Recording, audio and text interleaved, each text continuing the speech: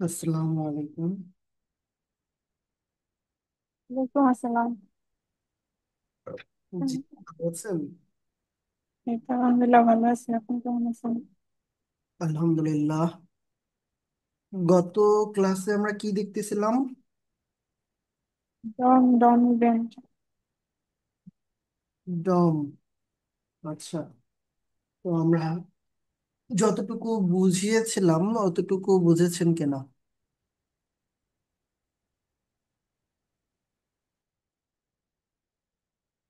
হুম।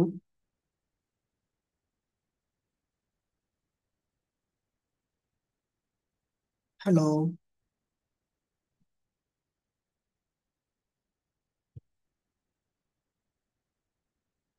আমার কথা কি শোনা যাচ্ছে?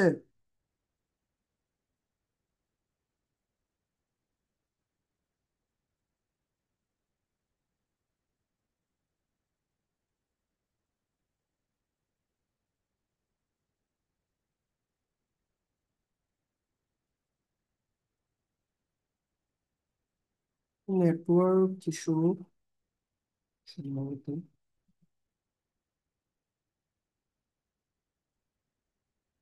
আচ্ছা, নেটওয়ার্কে সমস্যা করতেছে। হ্যাঁ, বারবার ডিসকানেক্ট হয়ে যাচ্ছে। আচ্ছা আচ্ছা, তো গতকালকে যতটুকু দেখিয়েছিলাম অতটুকু ক্লিয়ার হুম, কি? প্র্যাকটিস করেছেন? হ্যাঁ হ্যাঁ, আজকে আবার ওই ভিডিওগুলি দেখা গেছে। গুড। ওকে, আমরা ডেলিগেশন বুঝাচ্ছিলাম তাই না? ডেলিগেশন হ্যাঁ, বোঝানোর জন্য মনে হয়েছে আহ এই অল্প কিছু কথায় বোঝানো একটু টাফ, তাই এটার জন্য নতুন ভাবে একটা স্লাইড তৈরি করেছি বোঝানোর সুবিধার্থে।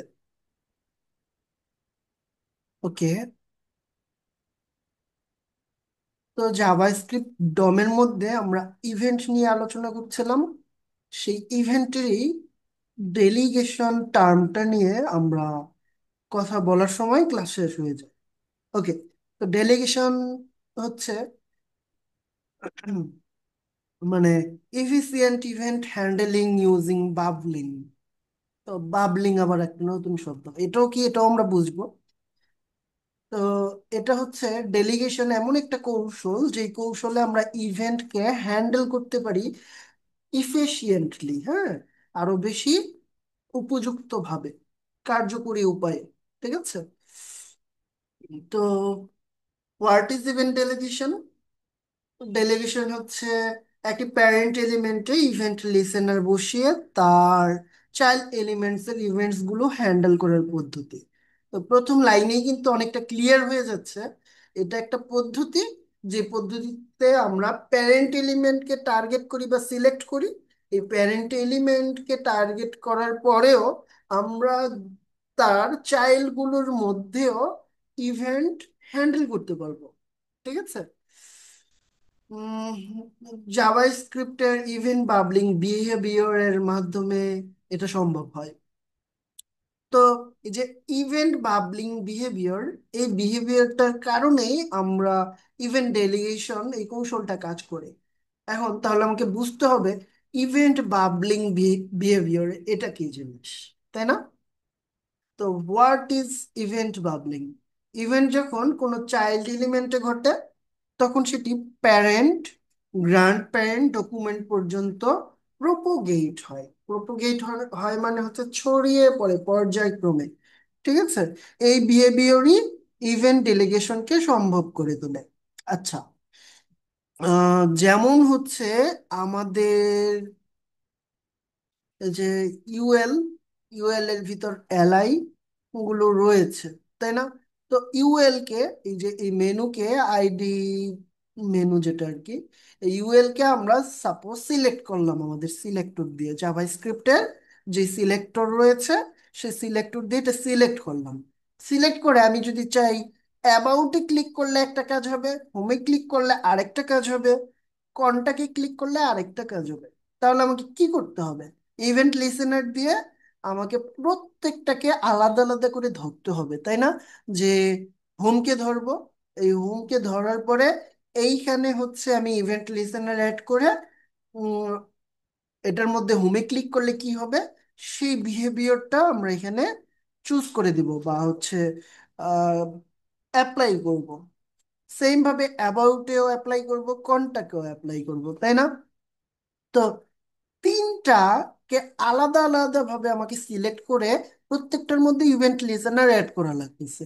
কিন্তু ইভেন্ট ডেলিগেশন যদি আমি সেখানে অ্যাপ্লাই করি, আমি শুধু মেনুকে ধরবো, সিলেক্ট করব, দেন এই তিনটার মধ্যে আলাদা আলাদা করে আমরা ভিন্ন ভিন্ন কিছু কি, ভিন্ন ভিন্ন ইভেন্ট লিসেনার অ্যাড করতে পারবো। মানে আমাদেরকে আলাদা আলাদা করে তিনটাকে ধরতে হবে না, আমি জাস্ট মেনুকে ধরবো, মেনুকে ধরলেই আমি এই তিনটার মধ্যে করতে পারবো। তো এই কৌশলটা এর জন্য কি অনেক ইফেক্টিভ হয়ে যায়, আমাকে আলাদা আলাদা করে ধরে ধরে কাজ করতে হচ্ছে না। তো এটাই যে ইভেন্ট বাবলিং, বাবলিং মানে হচ্ছে ওই যে পর্যায়ক্রমে আর কি। আপনার হচ্ছে চাইল্ড এলিমেন্ট যেটাকে রয়েছে, কই গেল, হ্যাঁ, মানে প্যারেন্ট এলিমেন্ট যেটা রয়েছে, সাপোজ আমি পুরো একটা একে ধরতে চাই, এখানে যদি ওরকম ইনফো ওরকম কিছু দেখছি না, আমি ডিরেক্ট কোডে চলে যাচ্ছি। ঠিক আছে, এটা একটু ভালোভাবে বোঝানোর জন্য।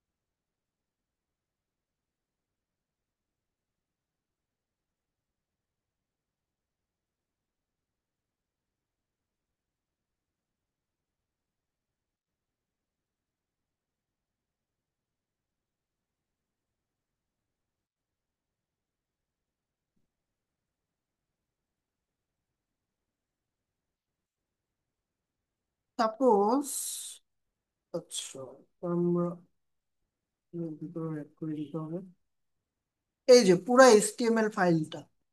ঠিক আছে, এইচটিএমএল ফাইলের মধ্যে আমি এটাকে সিলেক্ট করলাম।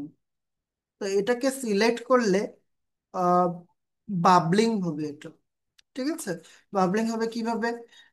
প্রথমে মেনু, মেনুর ভিতরে মেনু হচ্ছে তার প্যারেন্ট, প্যারেন্টের ভিতরে হচ্ছে চাইল্ড থাকবে, চাইল্ডের ভিতরে যদি সাপোজ এখানে এ রয়েছে। ঠিক আছে, এটা একটা আইটেম, এ রয়েছে, মানে হচ্ছে একটা প্যারেন্ট, প্যারেন্টের ভিতরে চাইল্ড, চাইল্ডের ভিতরে গ্র্যান্ড চাইল্ড। ঠিক আছে, এভাবে সম্মুখ ভাবে ও এদিকে আসলো, আইটেম পর্যন্ত আসলো। আমি এই আইটেমের মধ্যেও চাইলে ইভেন্ট লিসেনার অ্যাড করতে পারবো এখন, কিন্তু আমি ধরেছি কিন্তু শুধু মেনুকে, মেনুকে ধরার পরেও আমি এখানে অ্যাড করতে পারবো। ঠিক আছে, তো এই যে এ ট্যাগের মধ্যে যদি আমি আসতে চাই, আমাকে পর্যায়ক্রমে প্রত্যেকটা এলিমেন্টের মধ্যে যেতে হচ্ছে না? যেতে হচ্ছে। আবার এটা ব্যাক সাইডেও যায়। যেমন এ থেকে এলআই, এলআই থেকে ইউএল, আমি সাপোজ মেনুকে ধরেছি, কিন্তু এটার উপরে যেটা থাকবে সেটাকেও আমি মেনুকে ধরার কারণেও অন্যটার মধ্যেও কি চাইলে ইভেন্ট লিসেনার অ্যাড করতে পারবো। আমি সাপোজ এইখানে একটা বাটন অ্যাড করলাম। ঠিক আছে, এই যে বাটনটা রয়েছে না, আমি মেনুকে ধরেছি, মানে সিলেক্টর দিয়ে শুধু মেনুকে ধরেছি, কিন্তু আমি চাইলে বাটনেও কি করতে পারবো, আমি চাইলে বাটনের মধ্যেও একটা ইভেন্ট লিসেনার অ্যাড করতে পারবো, কিন্তু এটাকে আলাদা করে ধরার কোনো প্রয়োজন হবে না। তো এই যে প্রত্যেকটা এলিমেন্টের কাছে আমার যেতে হচ্ছে ইভেন্ট ডেলিগেশনের, ইভেন্ট ডেলিগেশন যে পদ্ধতি, এই পদ্ধতির কারণে। ঠিক আছে, তো এই পদ্ধতি অবলম্বন করে আমরা যে কোনো, এই পদ্ধতি অবলম্বন করে আমরা একটা সিলেক্টরকে ধরেই আমরা তার চাইল্ড অথবা parent, grand parent, grand grand parent, যেটাই হোক না কেন সেটাকেই আমরা ধরতে পারবো, ধরে সেটার মধ্যে অ্যাড করতে পারবো আমাদের কোড। আচ্ছা, এটা কিভাবে করতে হয় সেটাই এখন আমরা দেখবো। যাই হোক, ইভেন্ট ডেলিগেশন তো বাবলিং এটাই যে আহ, ভেতরের দিকে যাওয়া, বা মানে প্যারেন্ট, গ্র্যান্ড প্যারেন্ট, দেন ডকুমেন্ট অব্দি যাওয়া, অথবা প্যারেন্ট চাইল্ড, গ্র্যান্ড চাইল্ড, এভাবে যাওয়া।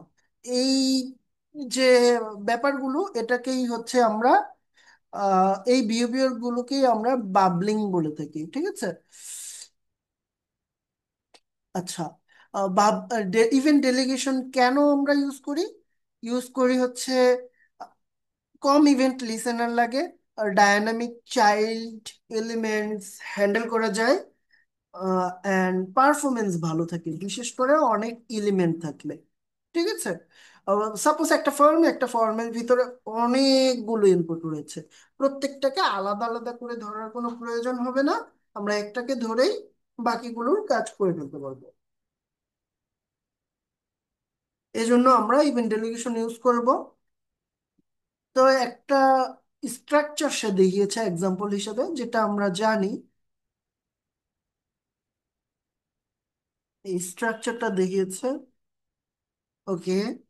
তারপরে একটা জাভা স্ক্রিপ্টের এক্সাম্পল দেওয়ার চেষ্টা করেছে সে, ঠিক আছে।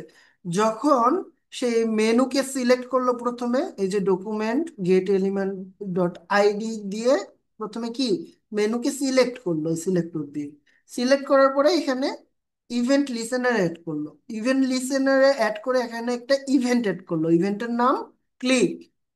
দেন হচ্ছে একটা ফাংশন অ্যাড করলো।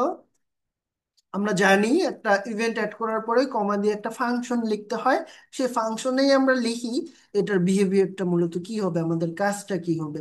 ঠিক আছে, তো এইখানে দেখেন আমরা ইফ ইভেন্ট টার্গেট যদি হয়, ট্যাগ নেম এলআই, মানে আমাদের টার্গেটটা যদি হয় এলআই, আমি অ্যাড করেছি কি এখানে ক্লিক ইভেন্ট অ্যাড করেছি।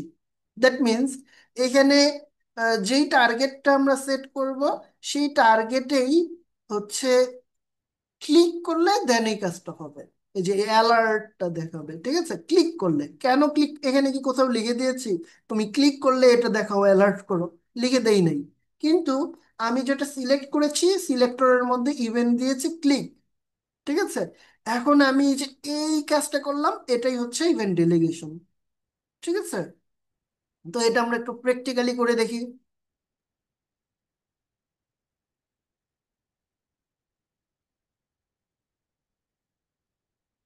আমি এখানে বাটন রাখবো না,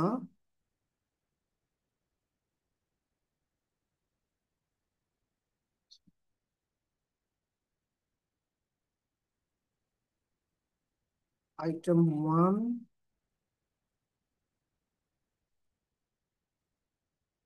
আইটেম 2, আইটেম 2। ঠিক আছে,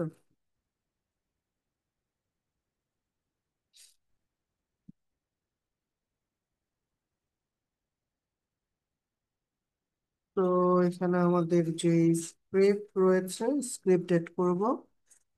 দেন আমি মেনুকে ধরবো কিভাবে, document dot get elements by ID. ID দিয়ে আমাদের আইডি নেম কি, মেনু, তাই না? তো মেনুকে ধরলাম, মেনুকে ধরার পরে এখানে অ্যাড ইভেন্ট লিসেনার অ্যাড করব। আমরা প্রথমে একটা ইভেন্ট অ্যাড করবো এটার মধ্যে। ইভেন্টের নাম কি হবে, ক্লিক। তো ক্লিক ইভেন্ট অ্যাড করার পরে এইখানে হচ্ছে আমি একটা ফাংশন অ্যাড করবো। আচ্ছা, অ্যারো ফাংশন অ্যাড করি আমি।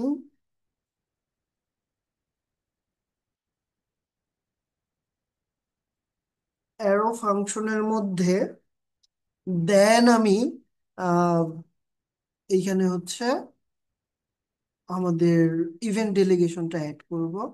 তো অ্যাড করার জন্য আমার এখানে ইভেন্টটাকে ধরতে হবে। ঠিক আছে, আমি যেটা সিলেক্ট করেছি সেই ইভেন্টটাকে ধরতে হবে। ধরতে হলে এখানে একটা কিছু দিতে হবে। এখানে যেহেতু ই লিখেছি, ই দিয়ে আমি ধরতে পারবো। ই ডট এরকম ভাবে আমি ইভেন্টটাকে কি ধরতে পারবো। এখন আমরা দেখেছি ইভেন্ট ডেলিগেশনে প্রথম ইভেন্টটাকে ধরে এটা টার্গেটটাকে আমার বলে দিতে হবে, এটা টার্গেটটা কি হবে। টার্গেটটা যদি ট্যাগ নেম এলাই হয় তখন হচ্ছে আহ এরকম কিছু একটা আসবে। ঠিক আছে, আহ, তাহলে এই অ্যালার্টটা আমি কপি করে নেব।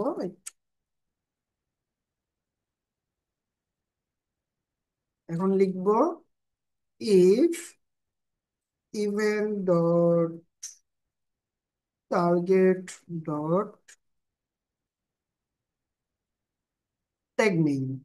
ঠিক আছে, এখানে ট্রিপল মানে তিনটা সমান চিহ্ন দিতে হবে। কি, এই যে একটা সমান, এই যে একটা সমান, এই যে একটা সমান, এরকম তিনটা সমান চিহ্ন দিতে হবে। তো তিনটা সমান চিহ্ন দেওয়ার পরে আমাকে বলতে হবে ট্যাগ নেমটা মূলত কি আমি ম্যাচ করতে চাচ্ছি।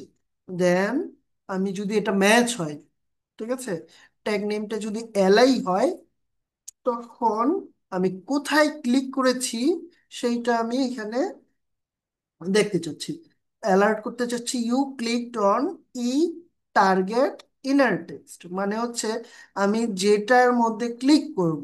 হ্যাঁ, এটা এই যে ইভেন্টের মধ্যে যেটা টার্গেট, মানে আমি যেটা ক্লিক করব সেটা টার্গেট হবে। এই টার্গেটটার মধ্যে কোন টেক্সট রয়েছে সেই টেক্সটটাই আমি দেখতে পারবো। ইউ ক্লিকড অন, দেন হচ্ছে আমি ওই টেক্সট গুলো দেখতে পারবো এখানে। ঠিক আছে, তো আমরা দেখি আমরা দেখতে পাই কিনা। এই জন্য আমাকে হচ্ছে লাইভ সার্ভারে যেতে হবে। ওকে, এখন আমি যখনই আইটেম ওয়ানে ক্লিক করব আমি দেখব you clicked on item one. যখনই আইটেম থ্রিতে ক্লিক করব you clicked on item three. তার মানে আমি শুধুমাত্র এইখানে ইভেন্ট লিসেনার যুক্ত করলাম এই মেনুতে। মেনুতে ইভেন্ট লিসেনার যুক্ত করে প্রত্যেকটা আইটেমে কিন্তু আসলে আমার ইভেন্ট লিসেনার যুক্ত হয়েছে অটোমেটিক্যালি। ঠিক আছে, তো আমাদের টার্গেটের ইনার টেক্সটটা কি সেটা আমরা এখানে প্রিন্ট করতে পারছি ইজিলি। তো এই হচ্ছে বিষয়, ইভেন্ট ডেলিগেশনের মাধ্যমে আমরা প্রত্যেকটা এলিমেন্টে প্রত্যেকটা চাইল্ডে হচ্ছে ইভেন্ট লিসেনার অ্যাড করতে পারি।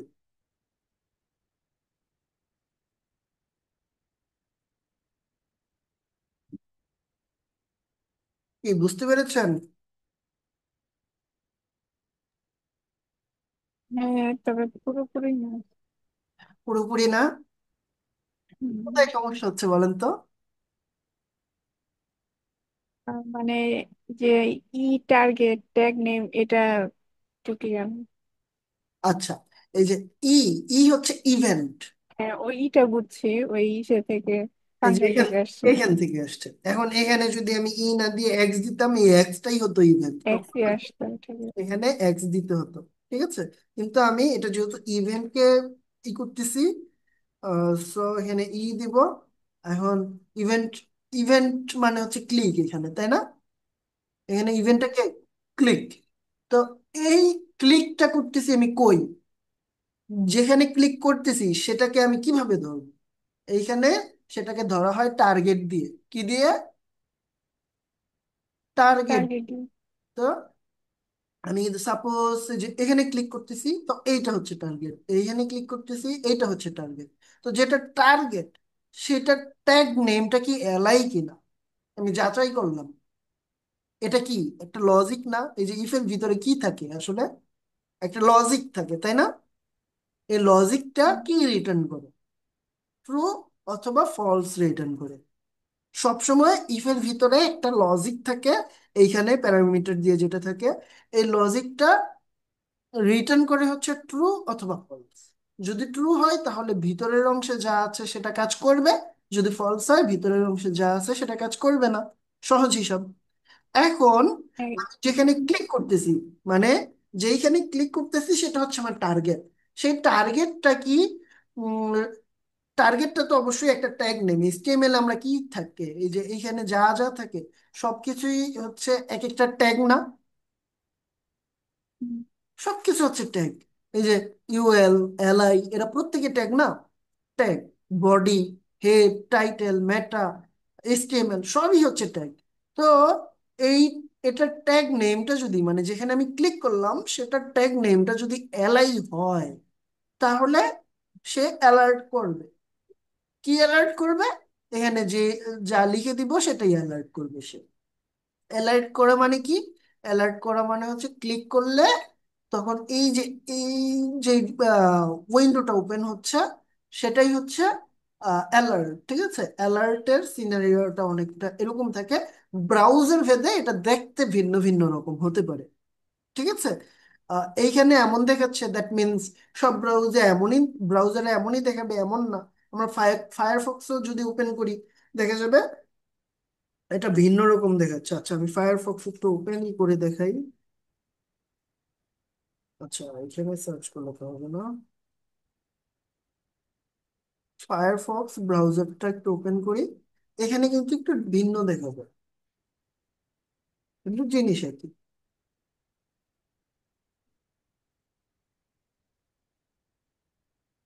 আচ্ছা, আমি এবার আইটেম থ্রিতে ক্লিক করলাম। এই যে, ঠিক আছে, ওইটা যেমন উপরে একভাবে আসে, এটা ভিন্নভাবে আসলো, এটা চেহারাটা একটু ভিন্ন।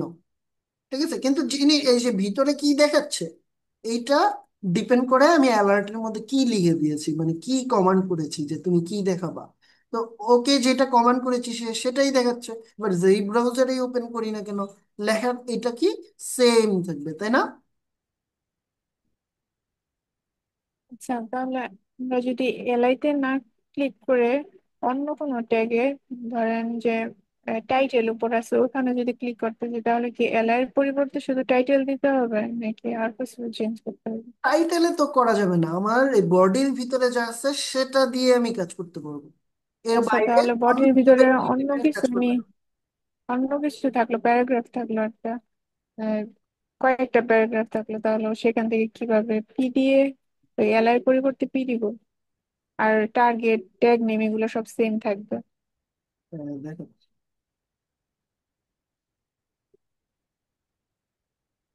সাপোজ এটা একটা প্যারাগ্রাফ, আমি ক্লিক করলে চাই হচ্ছে এইটার কালার চেঞ্জ হয়ে যাক। ঠিক আছে, এখন এটা কিভাবে করব? এখানে আমি বলেছি এলাই হইলে তুমি এই কাজটা করো, কিন্তু যদি পি হয় সে, তখন আমি পি এর মধ্যে যদি কিছু অ্যাড করতে চাই সেটা কিভাবে করব? সেম ভাবে আমি প্রথমে টার্গেটটা দেখব, যাচাই করবো এটা পি কিনা। টার্গেটটাকে দেখবো এটা হচ্ছে পি কিনা। ঠিক আছে, তো ট্যাগ নেম দিব, ইকুয়াল দিয়ে দিব এটা পি কিনা। যদি এটা পি হয়, তাহলে আমি কি করতে চাচ্ছি সেটা এখানে করব। তো আমি এখানে আহ, দিতে চাচ্ছি যে তুমি কালার চেঞ্জ করে ফেলো। ঠিক আছে, কার কালার চেঞ্জ করবে সে? আমাদের টার্গেটের কালার চেঞ্জ করবে। ঠিক আছে, এখন টার্গেট কে? টার্গেট হচ্ছে প্যারাগ্রাফ। কোন প্যারাগ্রাফ আমরা জানি? আমরা কিন্তু জানি না। আমি সাপোজ এখানে আরো অনেকগুলো প্যারাগ্রাফ এড করে দিই।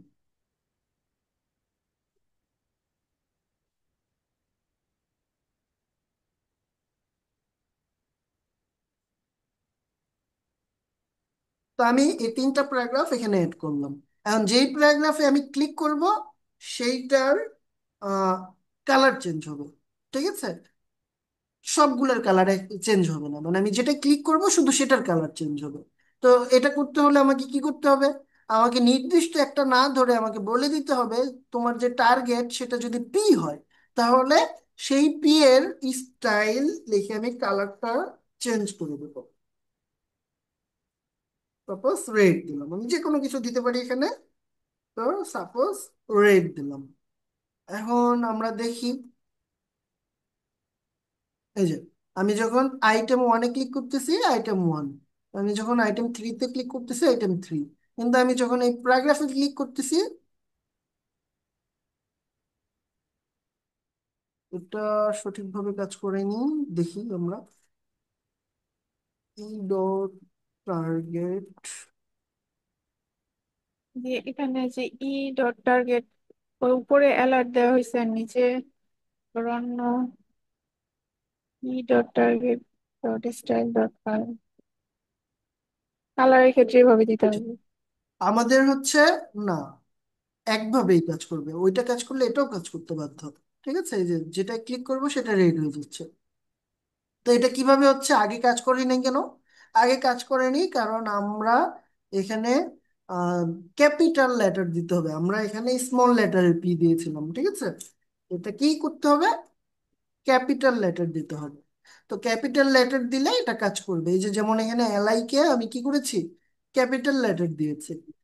তো এটাই, ক্যাপিটাল লেটার ভিন্ন অন্য কোনো লেটার দিলে এটা কাজ করবে না। এখন আমি এটা কালার চেঞ্জ করতে চাচ্ছি, তাই কালার চেঞ্জ হচ্ছে। এখন আমি যদি চাই অ্যালার্টও হবে, কালারও চেঞ্জ হবে, তখন কি করতে হবে? আমি এখানে অ্যালার্ট, দুঃখিত,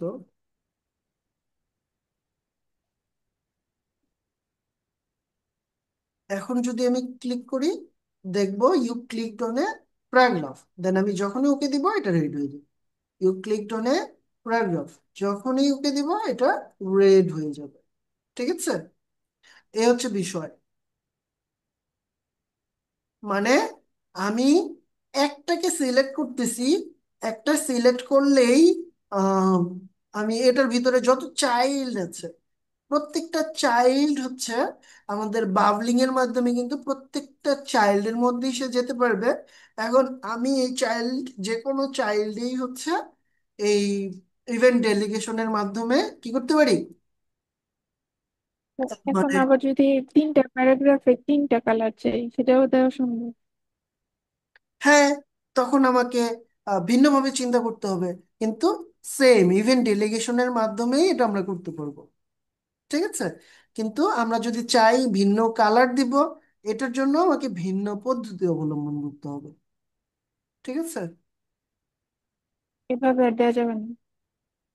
এভাবেই দেয়া যাবে, কিন্তু ভিন্ন পদ্ধতি অবলম্বন করতে হবে। যেমন হচ্ছে আমি কি কালার দিব, এটা তো আমাকে বলে দিতে হবে না, সিলেক্ট করতে হবে না। তো এমন একটা অপশন এখানে রাখতে হবে যে এইখানে ক্লিক করলে এই প্রত্যেকটা আলাদা পার্টিকুলার আলাদা ভাবে কালার সিলেক্ট রেড করতে হবে। হবে। হ্যাঁ, হ্যাঁ। এখন আমি সাপোজ ওগুলো আলাদা আলাদা কোনো নাম দিতে হবে, মানে হ্যাঁ, ক্লাস মানে বা আইডি দিতে এটা হবে। আমার আলাদা তিনটা বাটন রাখলাম সাপোজ।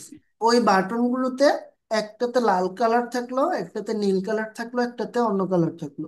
মানে যেই বাটনে ক্লিক করব প্যারাগ্রাফ গুলোর কালার ওই রকম হয়ে যাবে, এমন করা যাবে। তারপরে আমার এইখানে অ্যালার্ট না দিয়ে আরো কিছু অপশন আছে, সেই অপশনের মধ্যে কি দেয়া যায়, ভ্যালু দেয়া যায়। তো আমরা সেটার মধ্যে এমন মানে আমাদের কোড করে, জাভাস্ক্রিপ্ট কোড করে এমন কিছু সেখানে দিয়ে দিব, মানে রুলস সেট আপ করতে হয়। এখন ওইগুলা দেখাইতে গেলে মাথা একটু হ্যাং করতে পারে আপনাদের, তাই একটু জটিলে এটা যাই। অ্যাডভান্স লেভেলে। হ্যাঁ, একটু সহজ পদ্ধতিগুলোই দেখাচ্ছি জাস্ট। এটা ইভেন্ট ডেলিগেশন। তো ইভেন্ট ডেলিগেশন আমরা করতে পারবো অবশ্যই এখানে ইভেন্টকে ধরে, দেন টার্গেটকে আমরা হচ্ছে, এটা টার্গেট যেটা হবে, মানে এটা যদি ক্লিক করি ক্লিক হবে টার্গেট। অথবা হচ্ছে আমি এনে ক্লিক না দিয়ে যদি কি প্রেস দেই, কি প্রেস হবে টার্গেট, এরকম। ঠিক আছে, তো কি প্রেস মানে কি আমি এখানে দেই।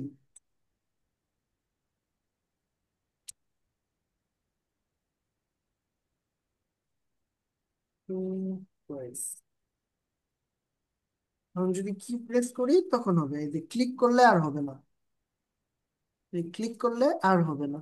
কিন্তু আমি যখন তাহলে কোন ক্লিক প্রেস করতে হবে? কি প্রেস করতে হবে, কিন্তু কি প্রেস করলে যেটা হয়, আহ, মানে আপনি কি প্রেস করলেন সাপোজ, যে কি, আমি সাপোজ একটা কি প্রেস করলাম, কারণ কি প্রেস করলেও এটা কাজ করছে না, কেন কাজ করছে না? যে কোনো কি প্রেস করলে হবে। হ্যাঁ, কিন্তু যে আমি যদি বলে দেই কোন কি প্রেস করতে চাই, সেটাও আমি বলে দিতে পারবো। মানে আমি একটা জাস্ট দেখালাম যে এখানে আলাদা কোনো ইভেন্টও আমরা যুক্ত করে কাজ করতে পারবো, কিন্তু এটার জন্য আমাকে অনেক কিছু চেঞ্জ করতে হবে।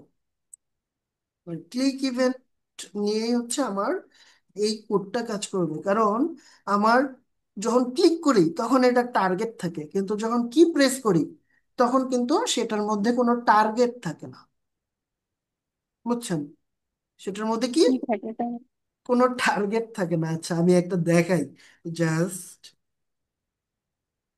ডকুমেন্টের মধ্যে আমি অ্যাড ইভেন্ট লিসেনার অ্যাড করব,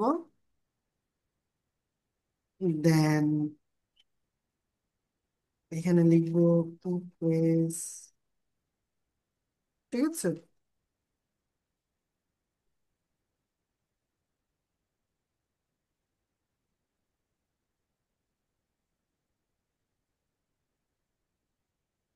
এখন সাপোজ কি প্রেস করলেই ওর এখানে অ্যালার্ট করবে ইউ প্রেসড এ কি। ঠিক আছে।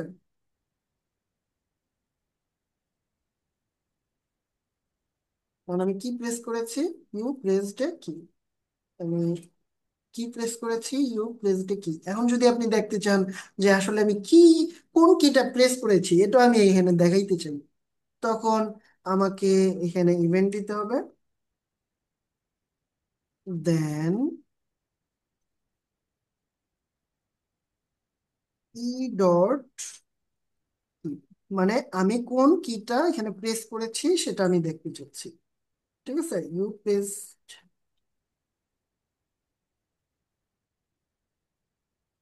ওকে।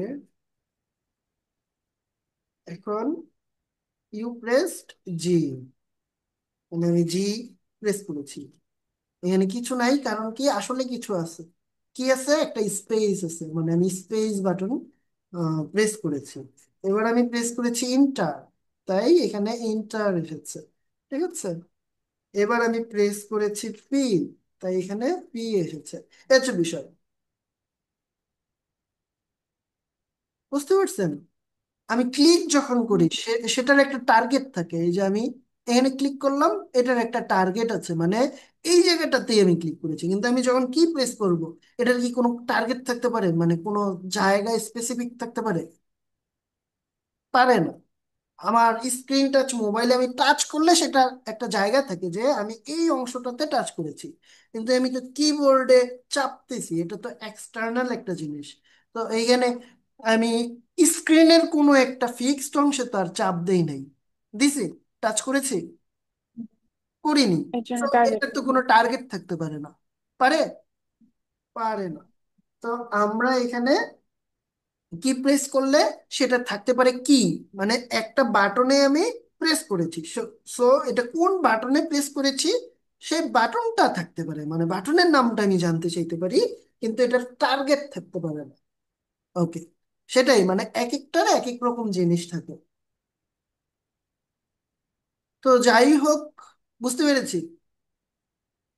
হুম। এই অ্যাড ইভেন্ট লিসেনার এটা একটা ডম ইভেন্ট, তাই না?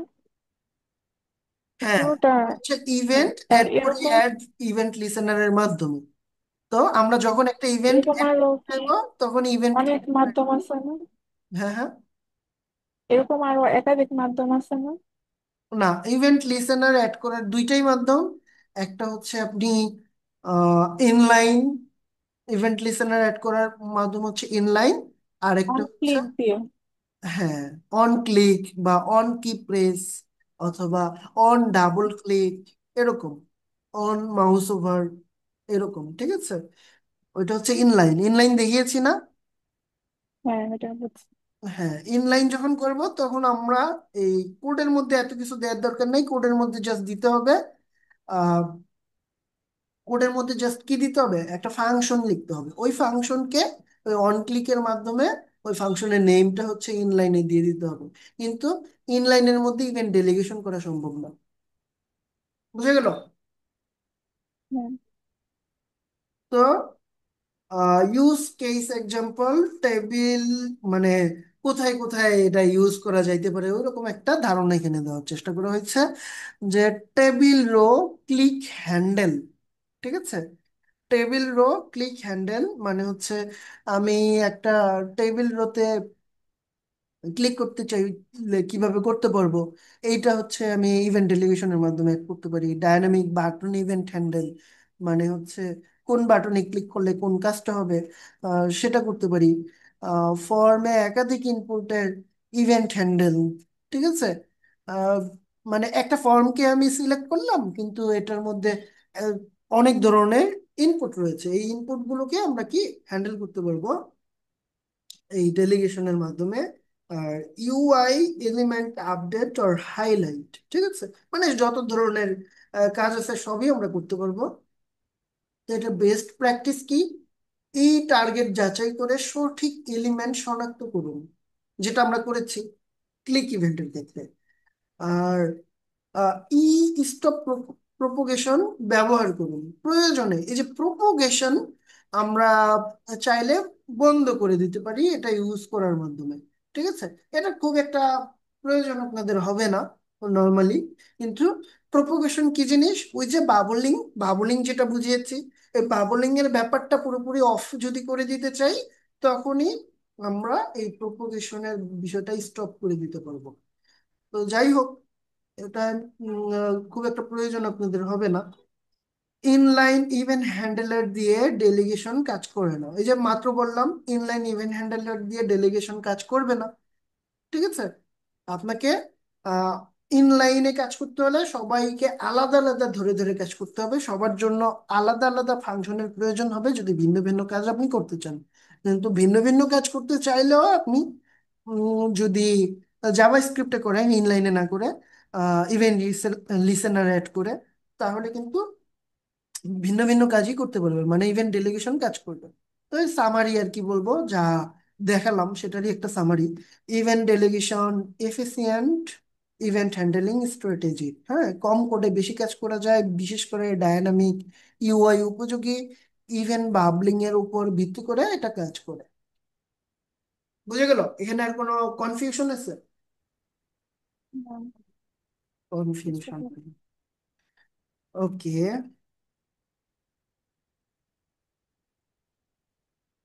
তো এটা আপনাদের দিয়ে দিচ্ছি। আর কি কি রয়েছে আমরা একটু দেখে আসি।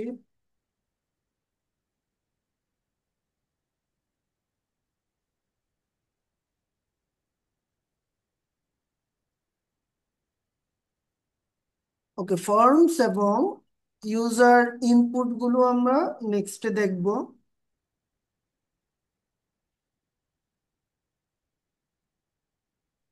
ইভেন্ট নিয়ে হচ্ছে,